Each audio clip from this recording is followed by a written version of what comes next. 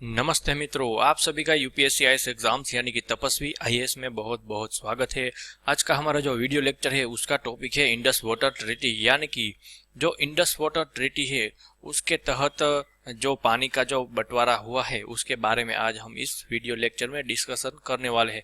क्योंकि ये जो इंडस वाटर ट्रीटी है वो हाल ही के कुछ सालों में काफ़ी ये जो न्यूज़ की सुर्खियाँ बटोर रहा था, तो ये मैटर्स है वो क्या है उसके बारे में आज हम इस वीडियो लेक्चर में जानेंगे। क्योंकि अब देखें तो सितंबर 2016 में जब उरी का हमला हुआ था, तब से ही ये जो इंडस वाटर ट्रीटी है क्या है उसके बारे में काफ़ी ऐसी जो चर्चाएं है वो होती रहती है। तो इसके बारे में हम थोड़ा डिस्कस करने वाले हैं। क्योंकि अब देखें तो उरी हमले के बाद प्रधानमंत्री मोदी ने ये कहा कि blood and water can not flow together, यानी कि हम जो पाकिस्तान को जो गुडविल जेस्चर के रूप में जो पानी हम दे रहे हैं वो जो कि हमारे साथ जो नाइंसाफी जो हुई है, तो उसके तहत जो इंडस वाटर ट्रीटी साइन की गई थी उसको तोड़ के क्या भारत उसको तोड़ेगा, उसके बारे में काफ़ी जो चर्चाएं हैं वो हुई है। तो हम इस वीडियो लेक्चर में जानेंगे कि इंडस वाटर ट्रीटी है वो बेसिकली है क्या, उसके बारे में हम जानने वाले हैं।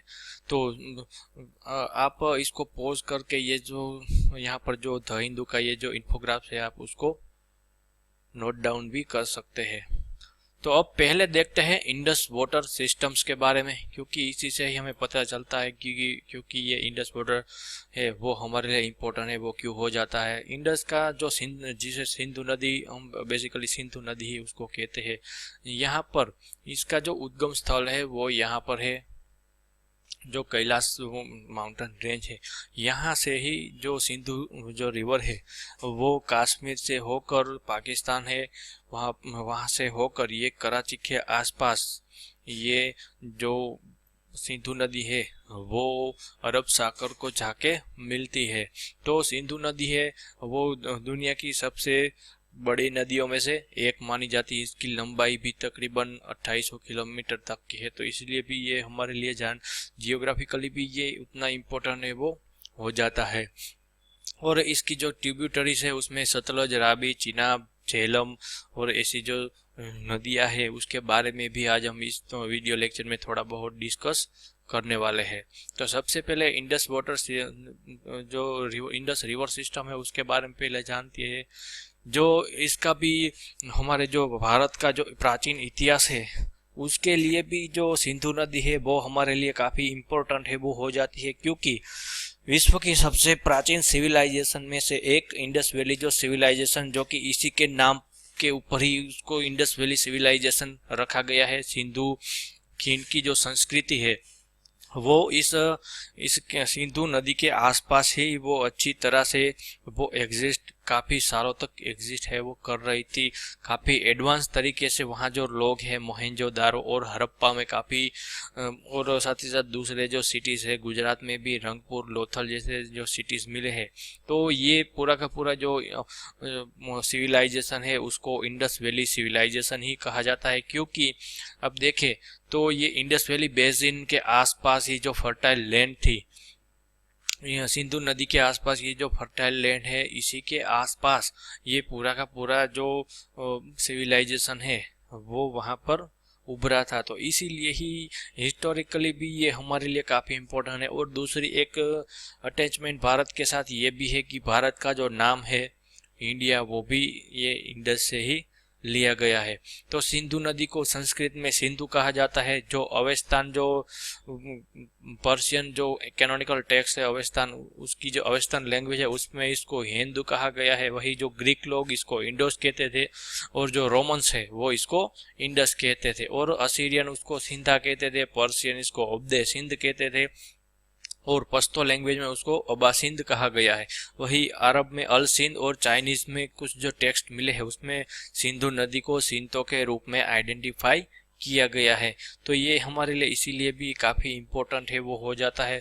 वही दूसरी बात ये कि जब मिडाइवल पीरियड में भी जब सिख एम्पायर है वो इस सिंधु नदी के आसपास ही, सिंधु नदी है वो सिख एम्पायर के लिए भी काफ़ी इम्पोर्टेंट है, वही हो जाती है। वही ब्रिटिशर्स के लिए भी ये इम्पोर्टेंट थी, क्योंकि अब देखें तो ब्रिटिशर्स ने जो अभी का जो प्रेजेंट डे पाकिस्तान है वहाँ का जो पंजाब प्रांत और के आसपास का जो पहले महाराजा रंजीत सिंह का जो पंजाब सिख एम्पायर हुआ करता था, इन सब जगहों पर जो सिंधु नदी के आसपास ही ये स्थित था। तो वहाँ पर एक बड़ा सा जो नेटवर्क है, कैनाल्स का जो नेटवर्क और छोटे छोटे जो कैनाल्स है, बड़ी और छोटी कैनाल्स का जो नेटवर्क बनाया था, उससे ब्रिटिशर्स को काफ़ी आमदनी ये मिलती थी।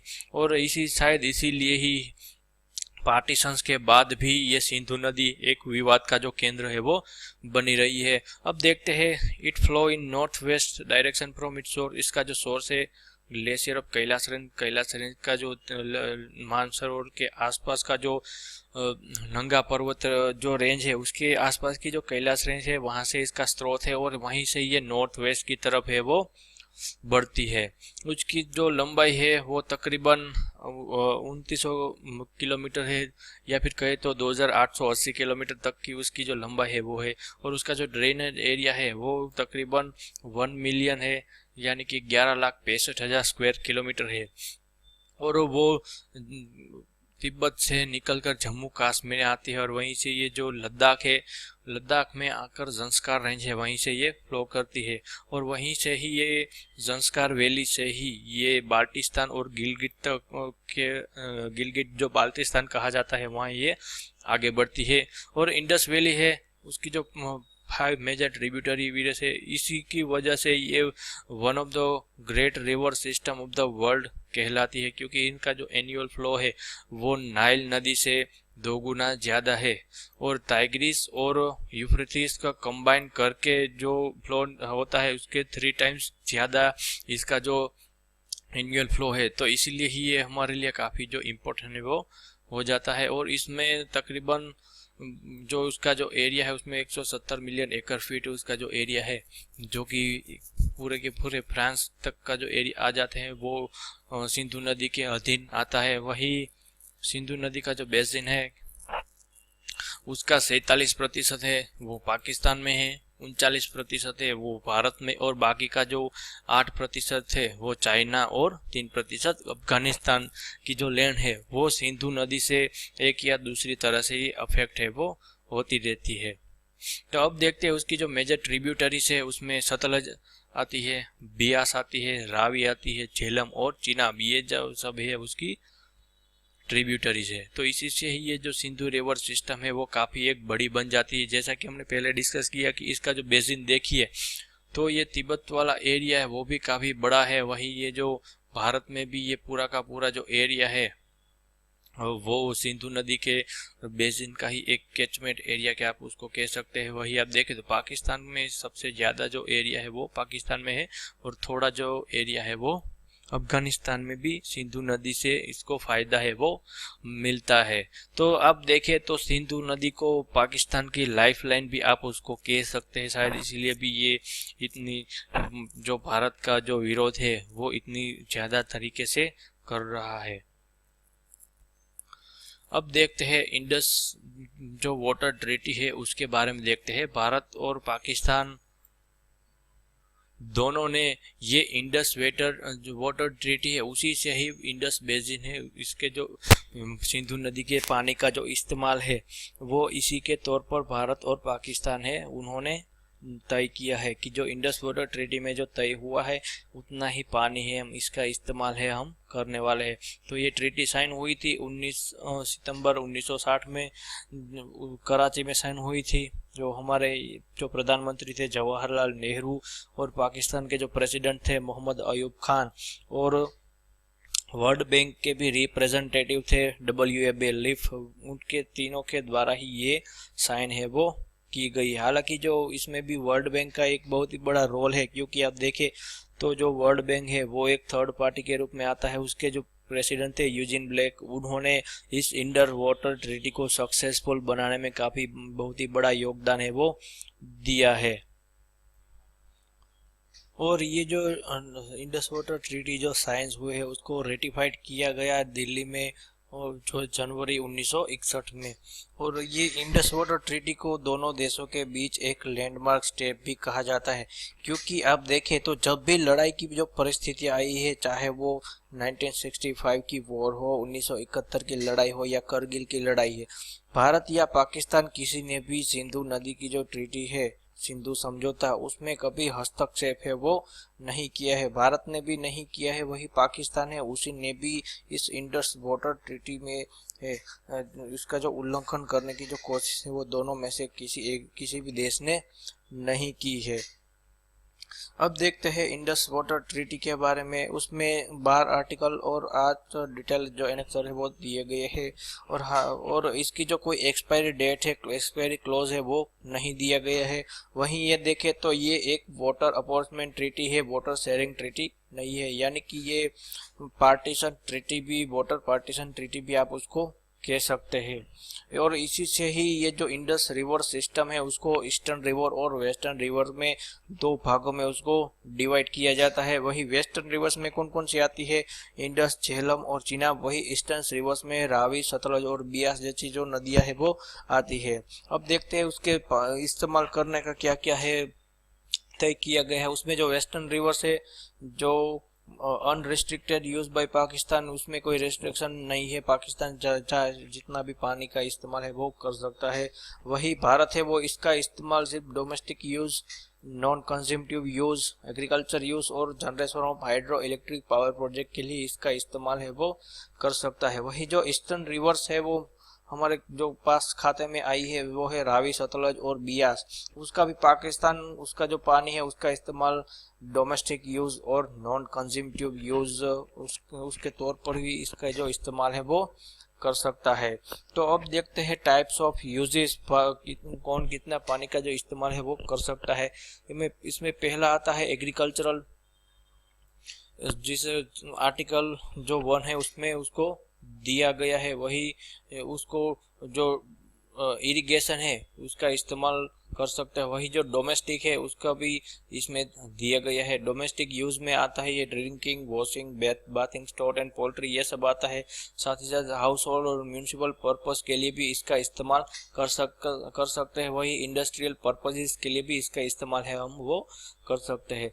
वही नॉन कंज्यूमटिव यूज में आप देखें तो नेविगेशन, फ्लोटिंग और जो प्रोटेक्शन, फ्लड प्रोटेक्शन और कंट्रोल के लिए भी हम उसका इस्तेमाल कर सकते हैं। वही फिशिंग और वाइल्ड लाइफ जैसे जो दूसरे तरह के जो बेनिफिशियल पर्पसेस है उसके भी, इसके लिए भी हम उसका इस्तेमाल है वो कर सकते हैं। वही जो आर्टिकल 3 है उसमें दिया है कि जो generation of hydro electronic power, यानी कि भारत है वो इस वेस्टर्न रिवर्स में, जो कि इस सिंधु रिवर सिस्टम का 80% पानी है वो वहीं से बहता है, तो भारत वहां पर run of the river dams है वो बना सकता है। और उनकी जो टोटल कैपेसिटी कितनी होनी चाहिए वो भी उसके ऊपर भी रिस्ट्रिक्शन है। 2.85 मिलियन एकड़ फीट है, उतना ही पानी, उतना ही जो उसकी जो स्टोरेज कैपेसिटी है वो उतनी ही होनी चाहिए। तो ये सब है वो इंडस वाटर ट्रीटी है, उसमें ये सब तय किया गया है। उसके तहत जो कोई विवाद ना हो, तो इसीलिए भी ये जो विश्व बैंक है उसने एक उसमें सुझाव डाला कि इंडस वाटर ट्रीटी से है ये जो परमानेंट इंडस कमीशन है वो भी इस आर्टिकल 8 के तहत वो बनना चाहिए, जो कि ये बायलैटरल कमीशन होगा और इसमें इस ट्रीटी का इम्प्लीमेंट और मैनेजमेंट है वो इसी के तहत ही किया जाएगा। वहीं एक बात और भी कर देना चाहता हूँ कि ये जो इंडस वाटर ट्रीटी जो साइन हुई है वो सरासर हमारे लिए काफ़ी खराब सही हुई है, क्योंकि आप देखें तो सिंधु नदी जो सिस्टम है, सिंधु नदी तंत्र है, उसका जो 80% जो पानी है वो पाकिस्तान को जाता है, वहीं 20% और सिर्फ 20% ही हमें मिलता है। तो फिर सवाल ये उठता है कि हमारे प्रधानमंत्री जवाहरलाल नेहरू ने ये इंडस वाटर ट्रीटी साइन की ही क्यों। उसके भी काफी कुछ जो कारण है वो दिए जाते हैं। उनका कहना ये है कि मैं इस इंडस वाटर ट्रीटी है, शांति है, उसको जीतना चाहता था। उनका मानना है कि ये सिंधु इंडस वाटर ट्रीटी है वो गुडविल जेस्चर के लिए ही वो दी गई है। उनका मानना था कि अगर पाकिस्तान को पानी जो मिलेगा तो उनकी इकोनॉमी है वो अच्छी होगी, इकोनॉमी अच्छी होगी तो ये युद्ध जैसी जो परिस्थितियां है वो उसको टालेगा। लेकिन पाकिस्तान ने 5 साल बाद ही इस इंडस वाटर ट्रीटी का उल्लंघन करके अपनी असली औकात है वो दिखाना उसने शुरू कर दिया। जब ये 19 सितंबर 1960 को ये साइन हुई तब से लेकर 1965 तक पाकिस्तान है वो हमारा विरोध है वो करता रहा है। लेकिन बाद में भी अब देखें तो भारत ने कभी भी इस इंडस वाटर ट्रीटी है उसका उल्लंघन नहीं किया है। अब उसमें एक रोल आता है जो इसका जो बिचौलिया था वर्ल्ड बैंक, जो कि पूरा का पूरा अमेरिकी समर्थित या फिर वेस्टर्न डोमिनेटेड भी आप कह सकते हैं।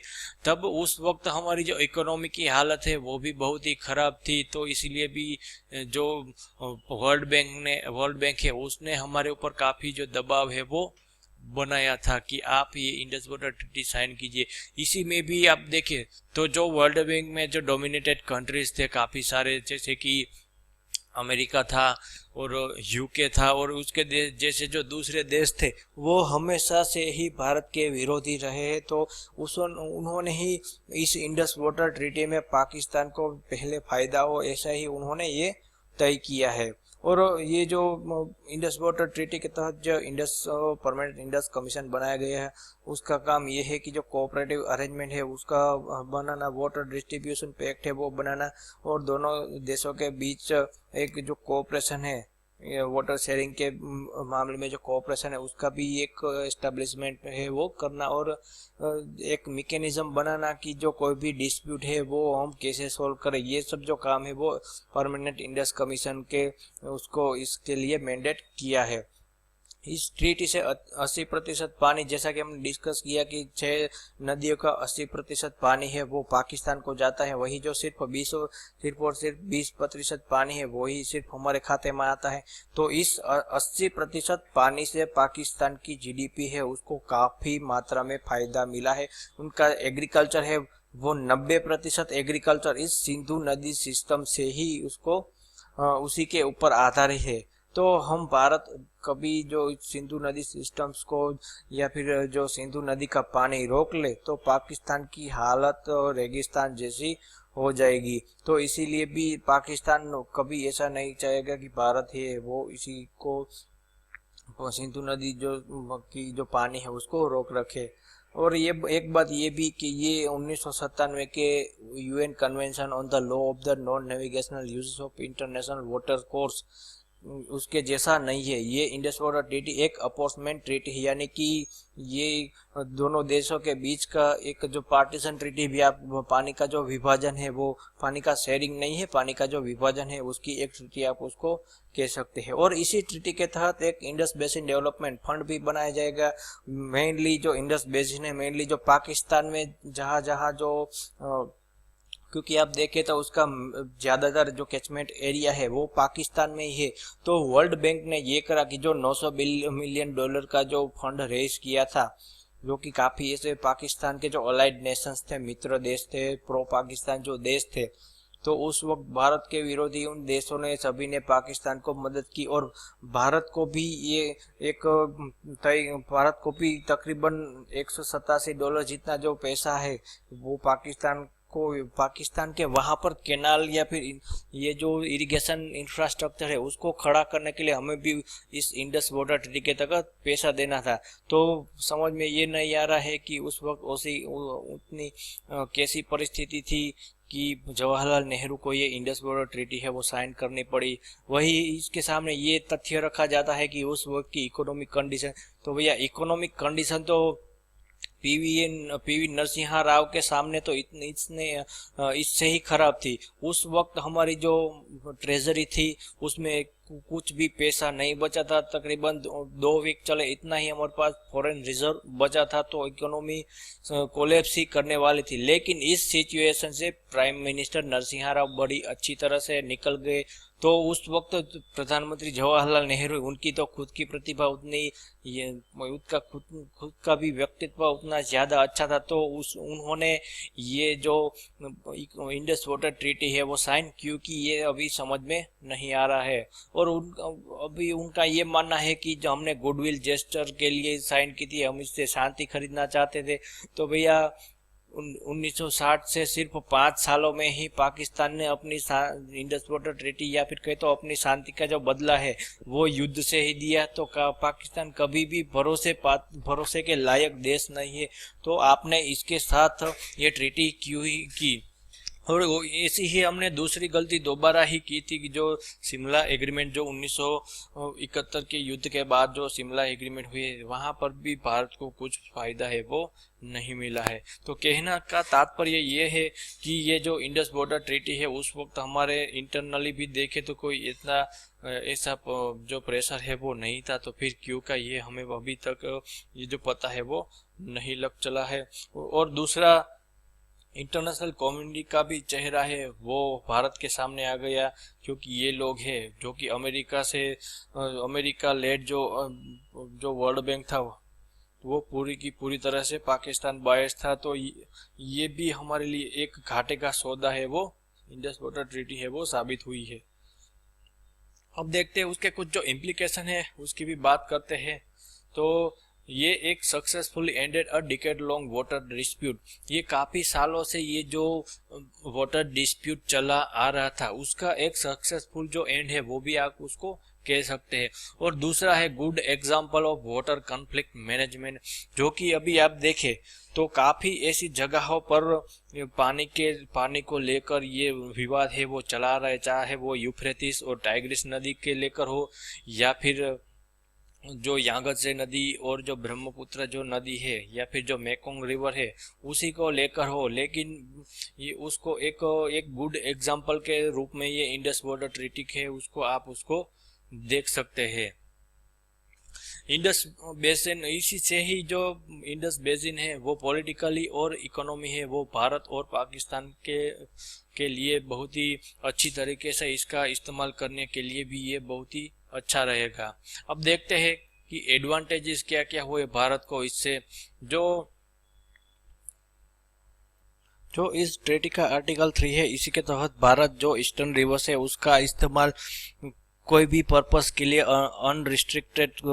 अनरिस्ट्रिक्टेडली भारत है वो इसका इस्तेमाल कर सकता है। वही वेस्टर्न रिवर्स की बात करें तो आर्टिकल 3 के 2D के तहत जो भारत है वो वेस्टर्न रिवर्स को भी domestic use, non consumptive use, agriculture use और generation of hydro electric power वो भी इसका इस्तेमाल करता है, लेकिन run of the river project बनाकर ही।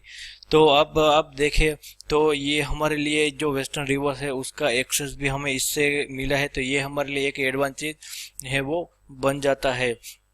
तो और ट्रीटी के बाद भारत सरकार है उसने काफ़ी ऐसे इंटरलिंकिंग जो कैनल प्रोजेक्ट है वो बनाए, जिसे रावी, बियास और सतलज है उसको डाइवर्ट करके भारत के जो कुछ लैंड है उसको इससे इरिगेट कर सके। और इसी के एग्जांपल के तौर पर आप देखें तो भारत ने अपर बारी दोआब कैनाल बनाई, सिरहिंद कैनाल, राजस्थान कैनाल और जो जाइजेंटिक प्रोजेक्ट है इंदिरा गांधी कैनाल वो इसी के बाद ही हमने इसकी शुरुआत है वो करी है। वही जो कैनाल सिस्टम है वो भाखरा नांगल, पोंग और हरिक बैरेज है उसी को इसके बाद ही ये जो कनेक्शन मिला है वो इंडस वाटर ट्रीटी के बाद ही ये बना पा रहा है। भाखरा और नांगल डैम है, भाखरा नांगल जो डैम है वो सतलज रिवर के ऊपर ही बना है। वही जो हरिक के जो बराज है वो बियास और सतलज के आसपास ही बना है। तो इसी से ही हमें राजस्थान और फिरोजपुर का जो एरिया है उसको हम इसी से ही पानी है वो पहुंचा सकते हैं। Treaty permits India to increase her power potential for, यानी कि हम जो ट्रीटी से ये रावी, बियास और सतलज रिवर है उसके ऊपर हाइड्रो इलेक्ट्रिक पावर प्रोजेक्ट बनाकर जो रन ऑफ द रिवर जो प्रोजेक्ट की जो परमिशन दी गई उसी के तौर पर हमने वहां पर ये जो पावर का इस्तेमाल भी हम कर सकते हैं। और एक एस्टिमेशन पे ये भी है कि हमारे पास की जो बेसिन है उससे हम तकरीबन 20,000 से ज़्यादा जो मेगावाट की जो बिजली है वो उसका उत्पाद है वो कर सकते हैं। और इसी के तौर पर हमने काफ़ी ऐसे जो हाइड्रो जो पावर प्रोजेक्ट है जम्मू और कश्मीर में, जैसे कि सलाल, दुलसरी, उरी और बालिकर जैसे जो है हाइड्रो इलेक्ट्रॉनिक पावर प्रोजेक्ट है वो इसी के तौर पर हमने बनाए रखे हैं। तो अब देखते हैं कुछ जो डिस्प्यूट भी इसको लेकर हुए हैं, क्योंकि आप देखें तो इस वाटर शेयरिंग ट्रीटी के तहत जो पानी है इसका इस्तेमाल 20% हमें करना है। तो इस 20% के लिए भी जो पाकिस्तान है वो हमारे लिए अभी लड़ रहा है।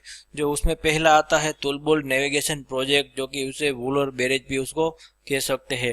तो ये वूलर लेक है, वहाँ पर ये बारामूला डिस्ट्रिक्ट है कश्मीर विले में, वहाँ पर ये जो तुलबुल प्रोजेक्ट है वो बनाया गया है। और इसका जो ऑब्जेक्टिव है वो ये कि जो झेलम रिवर है उसके पानी को, ये जो सीजन्स जो आती है तो उसके पानी को ये जो वूलर लेक है उसमें ज़्यादा से ज़्यादा पानी का संग्रह है वो कर सके। लेकिन पाकिस्तान इसके भी खिलाफ है, वो आवाज़ है वो उठा रहा है। दूसरा है बागलीकर प्रोजेक्ट डिस्प्यूट, जो कि ये एक रन ऑफ रिवर प्रोजेक्ट है, जो कि 450 megawatt hydro electric power plant वहाँ पर बनाने की जो परियोजना है ये डोडा डिस्ट्रिक्ट से बागलीकर है, वहाँ पर यह स्थित है। और इससे हम क्या कर सकते हैं कि चिनाब का जो पानी है उसको हम यूटिलाइज है वो कर सकते हैं।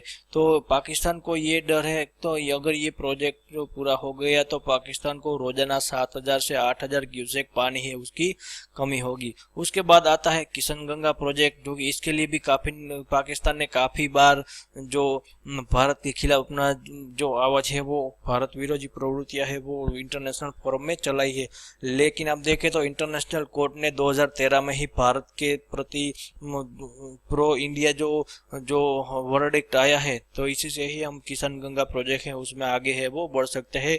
किशनगंगा प्रोजेक्ट है वो भारत द्वारा बनाया गया गुरेज में ये बनाने वाला दूसरा एक प्रोजेक्ट है। उससे हम 330 मेगावाट की जो बिजली है वो उसका उत्पाद है वो कर सकते हैं। और ये मुजफ्फराबाद है, उसी से 160 किलोमीटर नॉर्थ अपस्ट्रीम में ये स्थित है, जो कि अभी मुजफ्फराबाद जो कि पाकिस्तान एडमिनिस्ट्रेशन कश्मीर का कैपिटल रूप में ये काम कर रहा है। और ये जो किशनगंगा जो प्रोजेक्ट है उसी से हम 23 किलोमीटर लंबी जो टनल बना है मधुमती नाला में, इससे हम क्या वूलर लेक है जो कि खाली रहती है वहीं से ही ये जो झेलम रिवर जो निकल रही है, तो वूलर लेक के लिए भी ये हमारे लिए काफ़ी इम्पोर्टेंट हो जाता है। वही जो पावर कैपेसिटी के लिए भी ये जो है वो हमारे लिए काफ़ी इम्पोर्टेंट है वो हो जाता है। लेकिन पाकिस्तान कभी ये नहीं चाहता कि भारत है वो उतना 20% पानी भी उसका इस्तेमाल करे। तो कुछ अंतराल के बाद पाकिस्तान हर बार कोई ना कोई ऐसी जो बातें है वो इंटरनेशनल फोरम में रखता है। लेकिन अब देखें तो 2013 में जो वर्डिक्ट आया जिससे हम किशनगंगा प्रोजेक्ट है उसमें जो आगे है वो बढ़ते हैं, तो इसको हम भारत का जो शांति प्रिय स्टेट है जो एक जो इमेज है उसी के तौर पर हमें ये जो प्रो इंडिया जो वर्डिक्ट है वो आया, ऐसा हम कह सकते हैं। अब क्या हमें भारत को इंडस वाटर ट्रीटी को तोड़ देना चाहिए? तो काफी जो उरी का जो अटैक हुआ उसके बाद काफी लोगों को ऐसा लगा कि भारत है उसको इस नदी का पूरा जो पानी है वो रोक देना चाहिए। लेकिन इसका एक आंसर शॉर्ट आंसर निकलता है नहीं, क्योंकि काफी ऐसे जो आप तथ्य देखें तो उसी से आपको भी पता चलेगा कि भारत है वो इंडस वाटर ट्रीटी का उल्लंघन कभी करना नहीं चाहेगा। क्योंकि आप देखें तो भूतकाल में भी जब लड़ाइयाँ बड़ी बड़ी हुई 1965 की, 1971 की और 1999 की, तो भारत ने एक बड़े भाई के रूप में कभी इसका जो सिंधु नदी का जो समझौता है उसको तोड़ने की कोशिश नहीं की है। क्यों? अभी का जो सवाल उठ रहा है कि जो भारत है उसको इंडस वाटर ट्रीटी को तोड़ देना चाहिए, तो काफी ऐसे स्कॉलर कह रहे हैं कि भारत को ये समझौता नहीं तोड़ना चाहिए। उसका पहला कारण ये है कि लैक ऑफ इंफ्रास्ट्रक्चर। हमारे पास उतना इंफ्रास्ट्रक्चर ही नहीं है कि हम सिंधु नदी है उसका पानी को रोक सके। अगर आप सिंधु नदी और दूसरा नदी का जो पानी रोक रहे तो उस पानी का आप इस्तेमाल कैसे करोगे, उसको नेविगेट कहाँ करोगे, उसको कैसे यूटिलाइज करोगे? इसका ऐसा जो इंफ्रास्ट्रक्चर हमारे पास है ही नहीं, कैनाल सिस्टम है ही नहीं।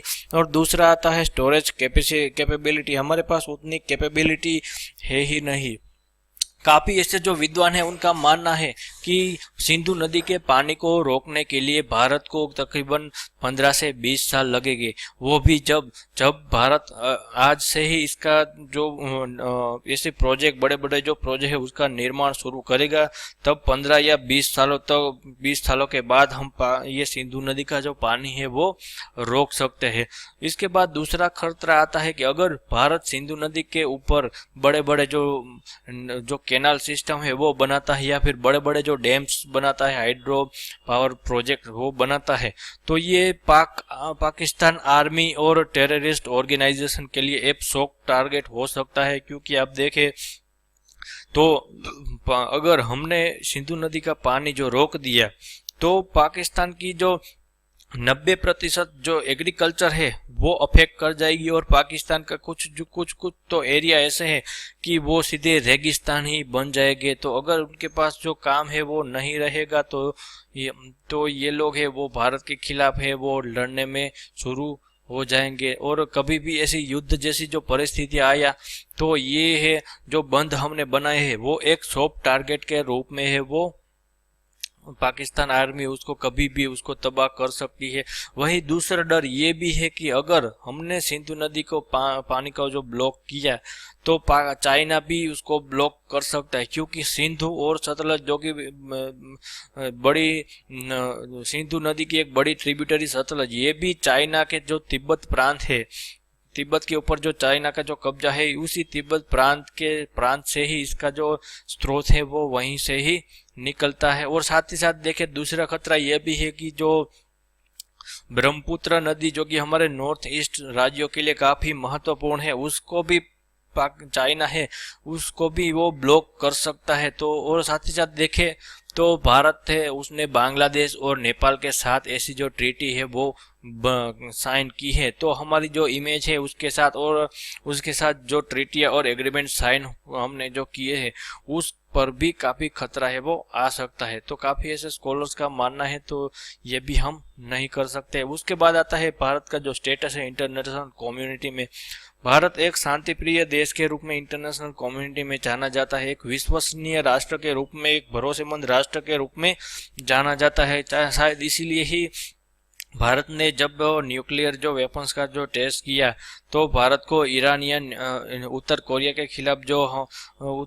खिलाफ जो अमेरिका और दूसरे देशों ने जो रिस्ट्रिक्शन एम्बार्गो लगाए हैं उसको भारत को इतना ज़्यादा है वो सामना नहीं करना पड़ा है, क्योंकि हमारा एक जो स्टेटस है वो एक विश्वसनीय साथी के रूप का है। शायद इसीलिए ही 2013 में आप देखें तो जो वर्डिक्ट प्रो इंडिया वर्डिक्ट आया उसमें भी जो वर्ल्ड कम्युनिटी है उसको पता चल गया कि पाकिस्तान एक भरोसे के लायक देश नहीं है। तो शायद इसीलिए ही जो वर्डिक्ट है वो हमारे तरफ क्या है वो आया है। उसके बाद बड़ा खतरा ये हो जाता है कि पाकिस्तान में एक जो फेमाइन जैसी परिस्थितियां है वो आ सकती है, क्योंकि पाकिस्तान की जो इकोनॉमी है उसको हाईली इफेक्टेड है वो हो सकती है। तो जो इफेक्टेड एरिया है सिंधु नदी के पानी के रोकने से जो इफेक्टेड एरिया है वहाँ के यूथ का इस्तेमाल पाकिस्तान की आर्मी ISI या फिर कहे तो जो terrorist organisation radical terrorist organisation है वो उन सब का रेडिकलाइजेशन करके भारत के खिलाफ है बहुत ही बड़े मात्रा में इसका इस्तेमाल है वो कर सकते हैं। और दूसरी बात ये कि अगर भारत है वो यहाँ पर बांध जैसे बड़े बड़े जो प्रोजेक्ट है वो बनाता है तो ये टेररिस्ट उसका तबाह कर सकते हैं। तो इसी से हमारे जम्मू और कश्मीर में एक बड़े खतरे के रूप में भी आप देख सकते हैं, क्योंकि ये जो बड़े बड़े बंद बनाए जाते हैं तो अगर किसी टेररिस्ट ऑर्गेनाइजेशन ने इसको डिस्ट्रॉय किया तो एक बहुत ही बड़ी बाढ़ जैसी परिस्थितियां है वो जम्मू कश्मीर हमारे जो जम्मू कश्मीर राज्य है वहां पर ये आ जाएगी। तो भारत कभी ये नहीं चाहेगा कि ये ऐसी जो परिस्थिति है दूसरी बार ये आए। तो इन सब कारणों से ही भारत है उसने सिंधु नदी के जो पानी है उसको कभी भी रोका नहीं है। हालांकि हमने जो हमारे हिस्से में जो 20% जो पानी आया है उसका पूरी तरह से इस्तेमाल नहीं किया है, लेकिन उरी हमले के तुरंत बाद ही प्रधानमंत्री मोदी द्वारा एक जो इमरजेंसी जो मीटिंग्स बुलाई गई सिंधु नदी को लेकर, उसमें हमारी जो पॉलिसी मेकर्स है उन सब ने ये तय किया कि जितना हिस्सा हमारे पास आया है उतना हम पूर्ण तरीके से ही उसका इस्तेमाल करेंगे, क्योंकि उसी से ही पाकिस्तान को काफी जो अफेक्ट है उसको हम कर सकते हैं।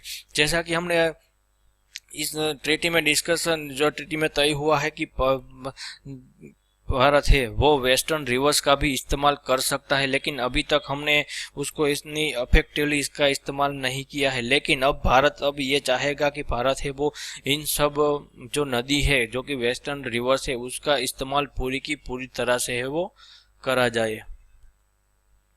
तो उरी हमले के बाद ही ये जो सब काफी ऐसी जो भारत के लोग में एक मांग उठेगी, हमें इंडस वाटर जो ट्रीटी है उसका उल्लंघन कर देना चाहिए। और क्योंकि आप देखें तो इंडस वाटर ट्रीटी के आसपास का जो एरिया है उसमें भी आप देखें तो कश्मीर में और जो हमारे पंजाब जो एरिया है वहाँ पर उसको काफ़ी जो इफेक्ट है वो पड़ता है, क्योंकि हम देखें तो उतना हमारे पास इंफ्रास्ट्रक्चर भी नहीं है, तो हम उसका जो जो नेविगेशन है उसको यूटिलाइज है वो हम उतनी अच्छी तरह से वो नहीं कर सकते। तो ये सब कारणों से ही भारत सरकार है उसने सिर्फ उसको रिवाइज किया कि हम उसको इंडस वाटर ट्रीटी के बारे में सोच विचार करेंगे, लेकिन भारत ने कभी ये नहीं कहा कि हम इंडस वाटर ट्रीटी को पूरी की पूरी तरह से उसको उल्लंघन है वो करेंगे।